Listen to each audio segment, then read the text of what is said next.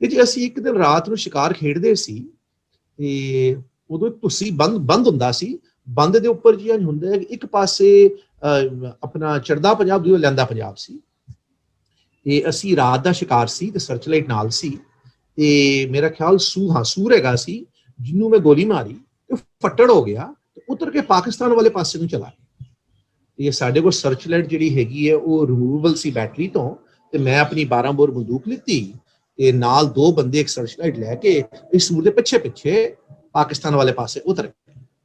ਅਸੀਂ ਅਜੇ ਕੁਝ 2 ਮਿੰਟ ਹੀ ਗਏ ਹੋਵਾਂਗੇ ਤੇ ਪਿੱਛੋਂ ਆਵਾਜ਼ ਆਈ ਰੁਕੋ। ਅਸੀਂ ਰੁਕ ਗਏ ਤੇ ਉਹ ਜੀ ਪਾਕਿਸਤਾਨੀ ਰੇਂਜਰ ਸੀ। ਕਹਿੰਦੇ ਮੈਂ ਤਾਂ ਬਹੁਤ ਛੋਟਾ ਸੀ, ਕਹਿੰਦੇ ਕਿ ਜੀ ਤੁਸੀਂ ਪਾਕਿਸਤਾਨ ਚ ਆ ਗਏ ਹੋ ਤੇ ਕਹਿੰਦੇ ਕੀ ਕਰਨਾ ਆਏ? ਅਸੀਂ ਕਿਹਾ ਸਾਡਾ ਜਾਨਵਰ ਹੈਗਾ ਉਹ ਫੱਟੜ ਹੋ ਗਿਆ ਸੂਰ ਤੇ ਅਸੀਂ ਉਹਦੇ ਪਿੱਛੇ ਆ। ਕਹਿੰਦੇ ਚਲੋ ਕੋਈ ਨਾ, ਕਹਿੰਦੇ ਅਸੀਂ ਤਾਂ ਸੂਰ ਖਾਂਦੇ ਨਹੀਂ, ਕਹਿੰਦੇ ਤੁਸੀਂ ਆਪਣਾ ਸੂਰ ਮਾਰ ਕੇ ਵਾਪਸ ਲੈ। ਅਸੀਂ ਆਪਣਾ ਸੂਰ ਮਾਰਿਆ, ਅੱਗੇ ਬੈਠ ਕੇ ਫੱਟੜ ਹੋਇਆ ਸੀ, ਹੋਰ ਗੋਲੀ ਮਾਰੀ ਪਾਕਿਸਤਾਨ ਦੇ ਅੰਦਰ ਹੀ ਮਾਰ ਕੇ। ਇਹ ਜੀ ਮੈਂ ਗੱਲ ਕਰ ਰਿਹਾ, ਮੈਂ ਕਿਹਾ 14-15 ਸਾਲ ਦਾ ਸੀ, ਮੈਂ ਵਾਪਸ ਲੈ ਆਇਆ। ਸੋ ਜੀ ਉਹ ਮੇਰਾ ਪਹਿਲਾ ਪਾਕਿਸਤਾਨ ਦਾ ਟੂਰ ਸੀ ਇਲੀਗਲ। ਅੱਛਾ ਤਾਂ ਕਿੰਨਾ ਅੱਗੇ ਆ ਗਏ ਸੀ? ਅੰਦਾਜ਼ਾ ਹੈ ਕੋਈ, ਮਤਲਬ ਜਿਹੜੀ ਲਾਈਨ ਸੀ, ਇੱਕ ਸਰਹੱਦ ਸੀ, ਉਸ ਤੋਂ ਕਿੰਨਾ ਅੱਗੇ ਆ ਗਏ ਸੀ? ਬਿਲਕੁਲ ਜੀ, ਕਾਫੀ ਅੱਗੇ ਆ ਗਏ ਸੀ। ਹਾਂਜੀ ਤੇ ਸਾਨੂੰ ਪਤਾ ਨਹੀਂ ਸੀ ਸਰਹੱਦ ਕਿੱਥੇ ਹੈ। ਹੁਣ ਤੇ ਦੇਖੋ ਜੀ ਉੱਥੇ ਇੰਡੀਆ ਨੇ ਪੂਰੀ ਬਾਰਬਡ ਵਾਇਰ, ਪੂਰੀ ਲਾਈਟਿੰਗ ਹੋ ਗਈ ਹੈ। ਤੇ ਉਦੋਂ ਤੇ ਬਾਰਡਰ ਜਿਹੜਾ ਹੈਗਾ ਉਹ ਤੇ ਕੋਈ ਬਸ ਮਾਰਕਿੰਗ ਲੱਗੀ ਹੁੰਦੀ ਸੀ ਤੇ ਉਹ ਜਿਹੜੇ ਜਿਹਨੂੰ ਕਹਿੰਦੇ ਆਪਣਾ ਪੋਲ ਜੇ ਬਣੇ ਹੁੰਦੇ ਸੀ ਤੇ ਰਾਤ ਨੂੰ ਕਿਹੜੇ ਦਿਖਣੇ। ਵਾਰਡ ਤੋਂ ਮੇਰਾ ਪਹਿਲਾ ਜਦੋਂ ਵਾਰਡ ਨਹੀਂ ਲੱਗੀ ਹੋਈ ਸੀ ਉਦੋਂ ਤੇ ਇੱਕ ਬੰਨਾ ਹੀ ਹੁੰਦਾ ਸੀ, ਪਤਾ ਨਹੀਂ ਹੁੰਦਾ ਸੀ ਕਿ ਕਿੱਥੋਂ ਕੀ ਹੈ। ਬਿਲਕੁਲ ਐਗਜ਼ੈਕਟਲੀ, ਬਿਲਕੁਲ। ਸੋ ਇਸ ਕਰਕੇ ਇਹ ਵੀ ਉਹਨਾਂ ਦੀ ਚੰਗਿਆਈ ਹੈ ਕਿ ਪਾਸ ਰੇਂਜਰਸ ਨੇ ਕਿਹਾ ਵੀ ਸਰਦਾਰ ਸਾਹਿਬ ਕੋਈ ਨਾ ਸਾਨੂੰ ਕਿ ਵੀ ਲੈ ਕੇ ਆਪਣਾ ਜਾਨਵਰ ਤੁਸੀਂ ਵਾਪਸ ਚਲੇ ਜਾਓ। ਹੋ ਸਕਦਾ ਹੈ ਹਿਰਨ ਹੁੰਦਾ ਜਿਹੜਾ ਤੁਸੀਂ ਨਹੀਂ। ਮੇਰਾ ਸਵਾਲ ਇਹ ਹੈ ਕਿ ਤੁਸੀਂ ਇਲੀਗਲ ਤੌਰ ਤੇ ਕਿੰਨੀ ਦੇਰ ਪਾਕਿਸਤਾਨ ਰਹੇ ਉਸ ਵੇਲੇ? 5 ਮਿੰਟ ਜੀ। ਅੱਛਾ, ਪਹਿਲੀ ਤੁਹਾਡੀ ਜਿਹੜੀ ਵਿਜ਼ਿਟ ਸੀ ਪਾਕਿਸਤਾਨ ਦਾ ਇਲੀਗਲ, ਉਹ 5 ਮਿੰਟ ਦਾ ਸੀ? 5 ਮਿੰਟ ਦਾ ਸੀ ਜੀ। ਤੇ ਜੀ ਅਗਰ ਉਹ ਜਾਨਵਰ ਸੂਰ ਨਾ ਹੁੰਦਾ, ਅਗਰ ਹਿਰਨ ਹੁੰਦਾ, ਫਿਰ ਉਹਨਾਂ ਨੇ ਵਾਪਸ ਮੋੜ ਦੇਣਾ ਸੀ ਤੇ ਆਪ ਸ਼ਿਕਾਰ ਕਰ ਲੈਣਾ ਸੀ ਉਹਨਾਂ ਨੇ ਹਿਰਨ ਦਾ। ਬਿਲਕੁਲ ਸਹੀ। ਤੇ ਜੀ ਮੈਂ ਫਿਰ ਜਦੋਂ ਪਹਿਲੀ ਵਾਰੀ ਆਇਆ ਆਪਣਾ ਲਹਿੰਦੇ ਪੰਜਾਬ, ਮੈਨੂੰ ਯਾਦ ਹੈ ਕਿ ਮੈਂ ਨਾ ਜਦੋਂ ਨਿਕਲਿਆ ਤੇ ਜਦੋਂ ਲਾਹੌਰ ਦੀ ਫਲਾਈਟ ਸੀ ਤੇ ਮੇਰੇ ਨਾਲ ਨਾ 2-3 ਮੁੰਡੇ ਬੈਠੇ ਸੀ, ਯੰਗ ਮੁੰਡੇ, ਉਹਨੇ ਕੋਈ 10 ਜਾਂ 12 ਸਾਲ ਦੇ, ਤੇ ਉਹ ਬੜੇ ਖੁਸ਼ ਸੀ ਕਿ ਉਹ ਆਪਣੇ ਦਾਦੀ ਜਾਂ ਨਾਨੀ ਦੇ ਘਰ ਜਾ ਰਹੇ ਆ ਛੁੱਟੀਆਂ। ਤੇ ਮੈਨੂੰ ਵੀ ਅੰਦਰੋਂ ਨਾ, ਜਿਵੇਂ ਬੱਚਾ ਨਹੀਂ ਹੁੰਦਾ ਨਾ, ਮੈਨੂੰ ਬੜੀ ਖੁਸ਼ੀ ਸੀ ਕਿ ਮੈਂ ਆਪਣੇ ਬਜ਼ੁਰਗਾਂ ਦੀ ਜਿਹੜੀ ਜ਼ਮੀਨ ਹੈ ਉੱਥੇ ਜਾ ਰਿਹਾ।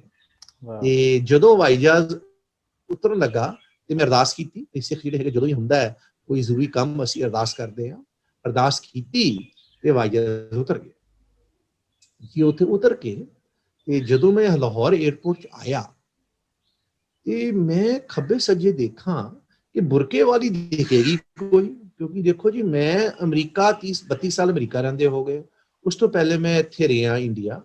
ਦੋਨੋਂ ਜਗ੍ਹਾ ਦੱਸਿਆ ਜਾਂਦਾ ਹੈ, ਮੀਡੀਆ ਵੀ ਤੇ ਲੋਕੀ ਸਾਰੇ ਸੋਚਦੇ ਹੋ ਕਿ ਇੱਕ ਗੱਲ ਤੇ ਮੁਸਲਮਾਨ ਜਿੰਨੇ ਹੈ ਇਹ ਬਹੁਤ ਕੱਟੜ, ਬਹੁਤ ਕੱਟੜ।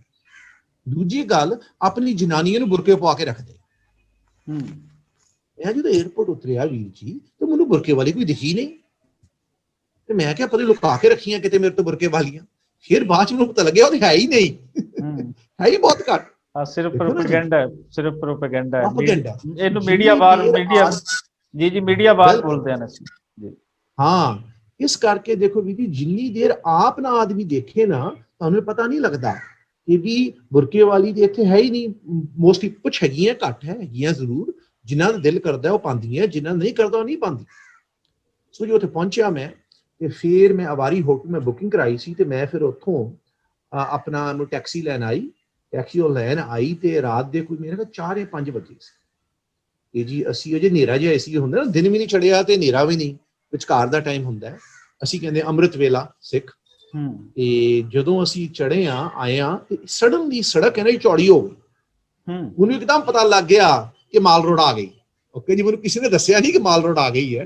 ਤੁਸੀਂ ਉਹ ਲਾਹੌਰ ਬਾਰੇ ਪਹਿਲੇ ਇਤਨਾ ਪੜ੍ਹ ਚੁੱਕੇ ਸੀ ਕਿ ਤੁਹਾਨੂੰ ਅੰਦਾਜ਼ਾ ਹੋ ਗਿਆ। ਬਸ